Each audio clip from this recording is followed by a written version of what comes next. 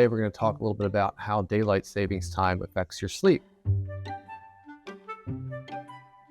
So interestingly, depending on the time of year, so in March, we spring forward, so that's when daylight saving time starts, we lose an hour of sleep. And if you look at public health records, hospital records, we see that the next day, you see a significant increase of things like heart attack, car accidents, hospital visits. So that's just a way to illustrate how powerful sleep deprivation is. Now in the fall, when we move the clock backward and get an extra hour of sleep, we actually see the opposite effect. We see the next day, car accidents go down. We have a lower than normal rate of heart attacks. That extra night of sleep helps everyone feel more rested and alert the next day. And so looking at these 2 times a year, we can kind of see some of the ways that sleep can impact our health. Sleep really affects every system of the body, your reproductive system, your immune system. It increases chronic disease rates associated with increased risk of cancer, diabetes, heart disease, dementia. Making sleep a priority, sleeping well, is a really important part of health. The vehicle accident part is an interesting one. They've actually done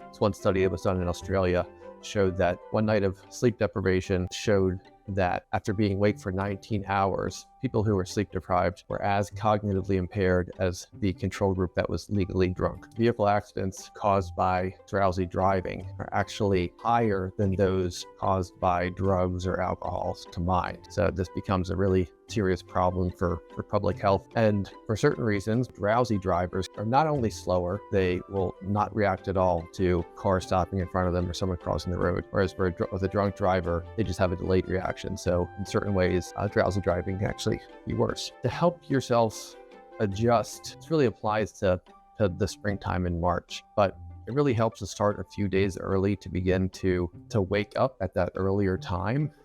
Trying to move your alarm 15 minutes earlier for several days in advance to kind of get yourself used to that schedule. And I think combining that with a few other changes can be helpful too. Number one, getting some early morning light exposure is important. This helps set your circadian rhythm. A number of ways you can do this. You can go outside, go for a walk, get the morning sunlight in your eyes. You can also use Lightbox, a light therapy device. These are sometimes used for people with seasonal affective disorder. It shines a bright spectrum of light that mimics daylight, and people can sit in front of this for a few minutes and they get that light exposure. One of the things they could do is help to kind of set your circadian rhythm in the morning and signal to your body it's time to wake up. Morning exercise is also a great tool. It signals to your body time to wake up. It helps you get started for the day. Things like meal times can help. All these are signals. Your body really likes a routine, a schedule for sleep. So waking up, starting the day, getting light exposure, exercise, eating meals at consistent times can all help you wind down. And then in the evening, really starting a wind down time at least an hour or 2 before bed, trying to limit your exposure to electronic devices, cut off the work emails, and begin to kind of do some